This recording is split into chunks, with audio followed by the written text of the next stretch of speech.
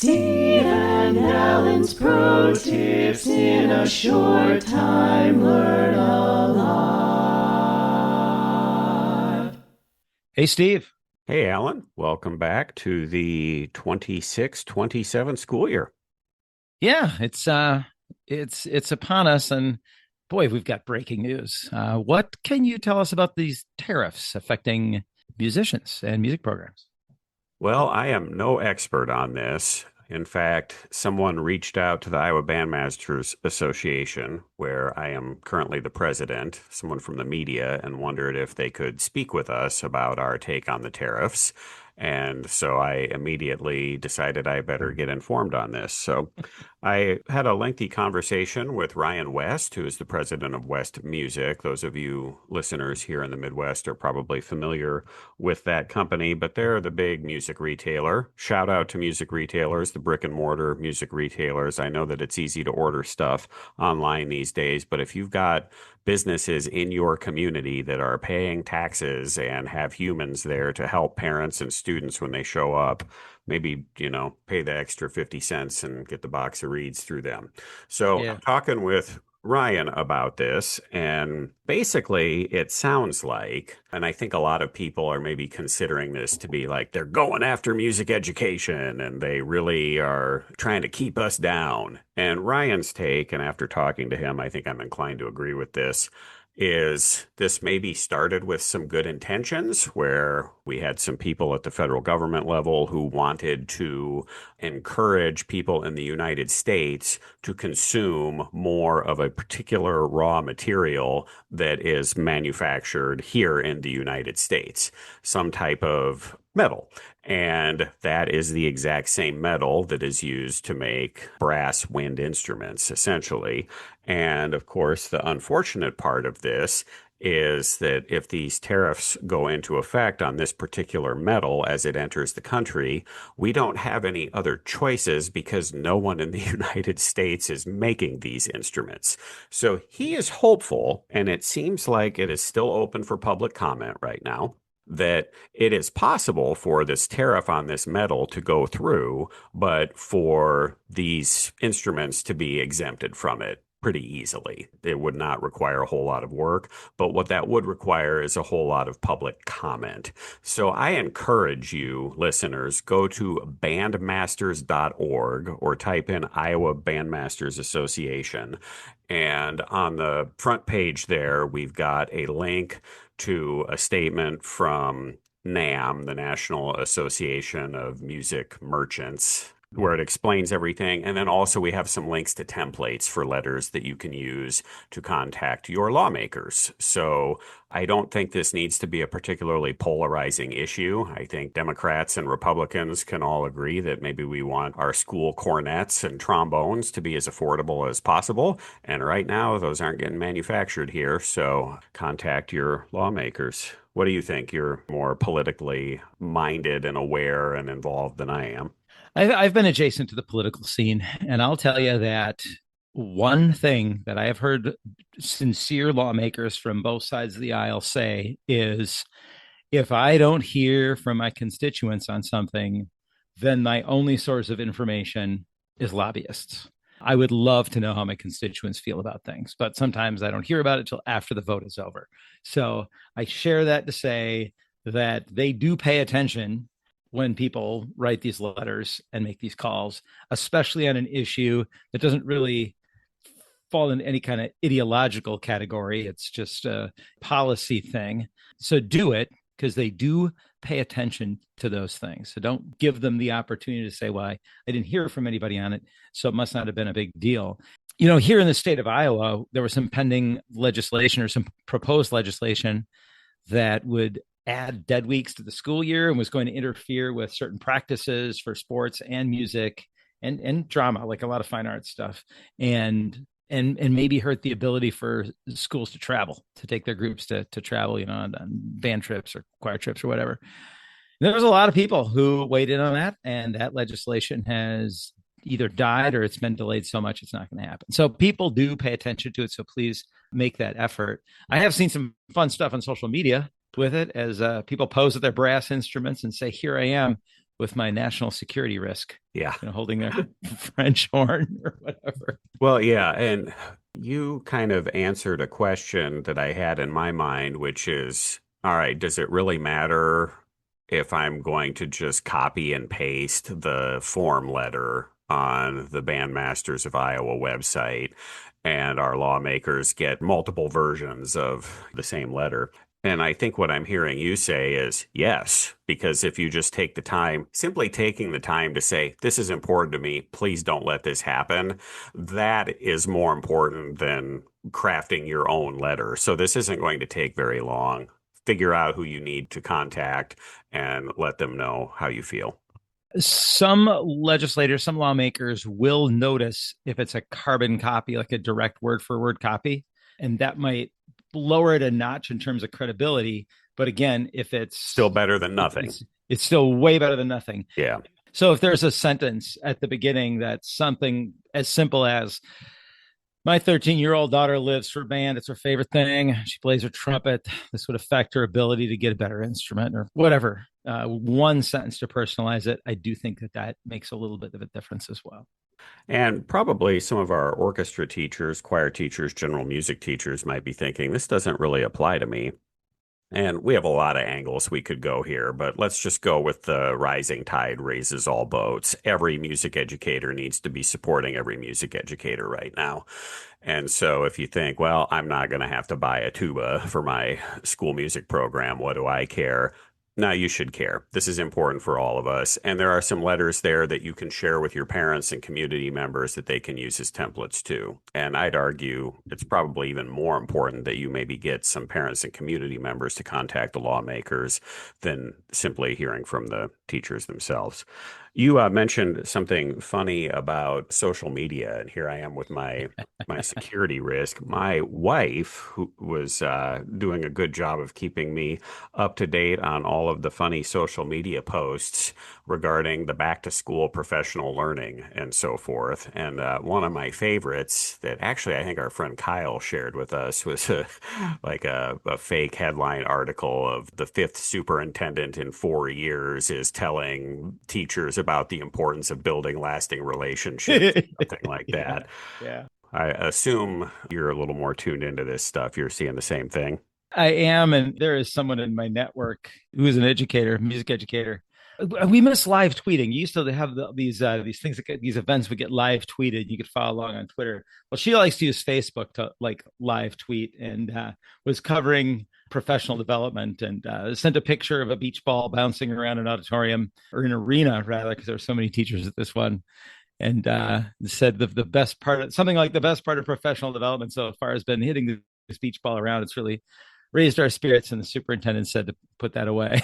so I saw that, and then went on to provide kind of a blow by blow commentary of the professional development itself and the guest speaker. And it was fun, and it was funny, and it was just a reminder that we really do subject teachers to some really less than helpful professional development at the beginning of the year.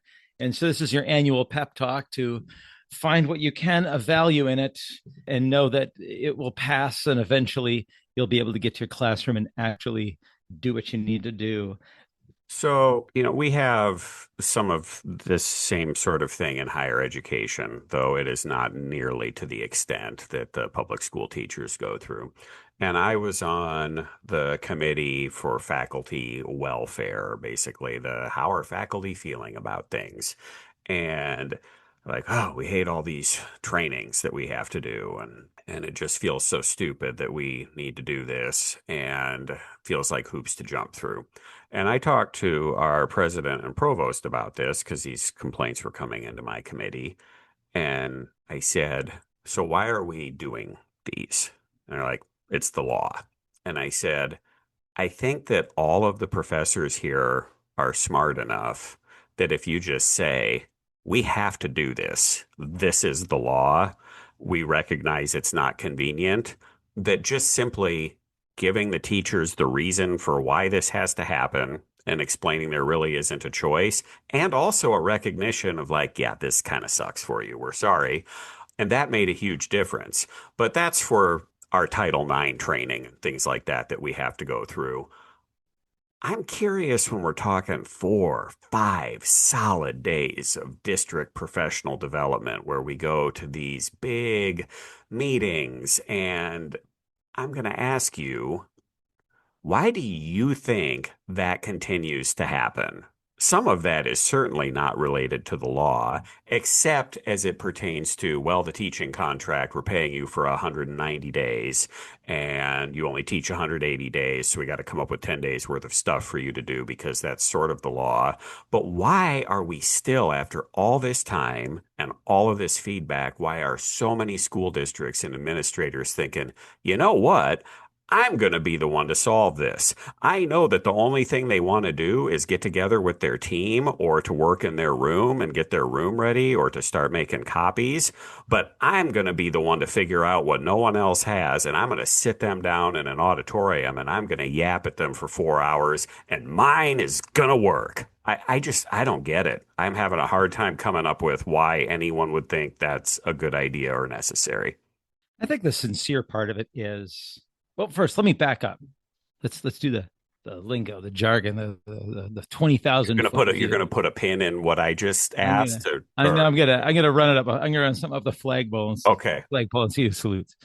Um, Either you're perfect at being a teacher, or you have something more to learn. Either this school district, whatever fictional, hypothetical school district we're talking about, is perfect, and we have 100% graduation rate, and everybody's in the 80th percentile and above on everything, or there's some room to improve. And logically, of course, that's true. There's always room to improve. And it's a law, it's an expectation. School boards expect it. There's an expectation that districts provide some professional development for their teachers to get better. It's complicated to differentiate. It's complicated to give each individual teacher exactly what they need to get better during those times. I feel like the most well-intentioned district leaders do their level best to think, okay, what would benefit most teachers and could make the most impact, even though it's not for 100% of teachers, what would benefit 80% of teachers that could somehow filter down to 60% of students. And they get really good ideas when they go to the school administrators conference. I bet every state has those, or the school board conferences, and they come back with some good ideas. And this is what looked good over here. I read this book, and so they find something cool that they think is impactful that works for them, and then they try to sell it on the teachers and give it to the rank and file. So I think that's why it continues to happen. You think that school boards and lawmakers very much think that all of the teachers have to be sitting in an auditorium or a gym together, listening to the same rah-rah 4 hour marathon morning speech? Like, I understand No, they got to be there doing professional development or they got to be there working. Why can't they do this in their own rooms? Why can't they get together in groups? Like, why? The most soul sucking that just seems to be whether you're an elementary teacher or a high school teacher or you're in Iowa or you're in Texas or wherever is this tone deafness of getting everybody in this. That's what people seem the most upset about to me. And you think that's yeah, required? no. What I'm saying is I think that there's an expectation. School boards have their retreats, set their goals, set their strategy, and there are things that they expect from the school. And so if an administrator were to say, you know what, these teachers don't want any of this stuff, let's just send them to their classrooms, that would not go well. That would not sit well. They're not trying hard enough. I think part of this comes down to staffing now, like at all levels. We don't fund public schools very well. And there's a lot of criticism if there's too much administration. So I don't think that most schools have enough administrators and teacher leaders to conceive of, implement, and orchestrate professional development that is differentiated by teacher ability, teacher need, or subject area, or grade level. What they do have time to do is come up with something where we can get everybody in the same room. So I think that there's a lack of time that it might take to pull something like that off and have credibility. See, that's And then interesting because my take was going to be There's always one or two people at every district office who they don't actually have to balance a budget and they don't actually have to teach and they don't have to manage a building. They're in charge of curriculum or development and they need to justify their jobs. So they're coming up with a bunch of stuff for us to do before school begins and at the end of the school year and at a couple of really inconveniently placed, meetings during the actual year, that this is an example of, well, I have this job, I better justify it, so I'm going to make all the teachers do this thing. No, I think that happens as well. I also think that happens, but I think most of them tend to have a hair of a decent motive in terms of what they select and what they do. The other side of the staffing thing is this, because you haven't pointed this out. Maybe you're just being gentle, or maybe you separate it so much. You talked about being yapped at for 4 hours. Well, that's literally what I do for a living is I yap at people for tomorrow. I'll yap at emerging leaders in agriculture for 90 minutes about productive conflict. The difference is tomorrow when I meet with this group, they have opted into this class as a set of classes, and they've paid a lot of money for it, and they believe that it is valuable for their development. Well, this brings up a good point. Before you go on with that, something that I have been really aware of over the last 15 years is this idea of just because you are good at A doesn't mean you're good at B. So in this case, this is your job. This is what you do. This is your specialty. In many cases, someone gets hired to be a superintendent or a building principal or a curriculum director because they are good at a whole bunch of things that don't involve coming up with a very cohesive and engaging way to speak to their colleagues for an extended period of time. They're good with money, they're good with curriculum, they're good with hiring excellent people and so forth, but it doesn't mean they're good at standing up in front. So I wonder if this is just yet another example of that. There's some of that, but I also think that some of the professional development that's happening is they bring in outsiders, usually from Wisconsin, they call them CSAs, the Cooperative Educational Service Agencies. We've got the area education agencies. Whatever that district level support is, they'll bring trainers in from that to do different classes, or they'll bring in an external vendor, kind of like me, to do some of that stuff. But the ground is not fertile. When I go into a business, like I'll go into a manufacturing business. I've been to a couple of manufacturing businesses lately, and everybody in the room is well aware that they are taking 4 hours off of the job, off of the floor, where they could be doing stuff that generates a profit. So let's make the most of this time. And the leadership who stand to gain or lose the most from the financial impact of this training must believe it's valuable. So at the very least, I need to make my boss happy. But for most people, it's they enter into a professional development situation thinking, we wouldn't be doing this if it weren't worthwhile.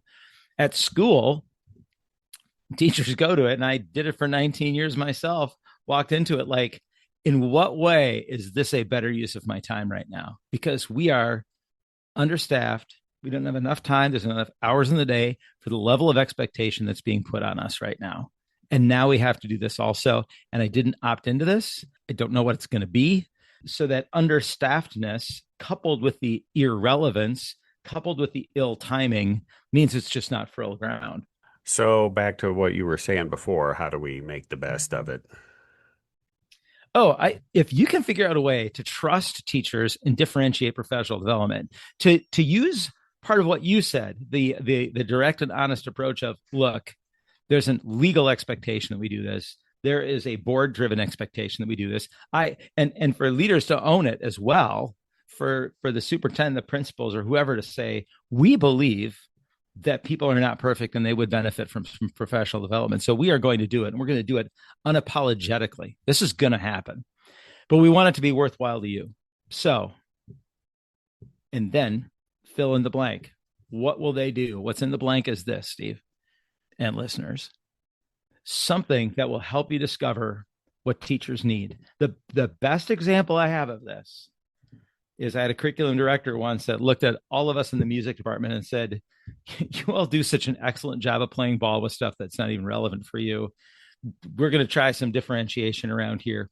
What would be best for you?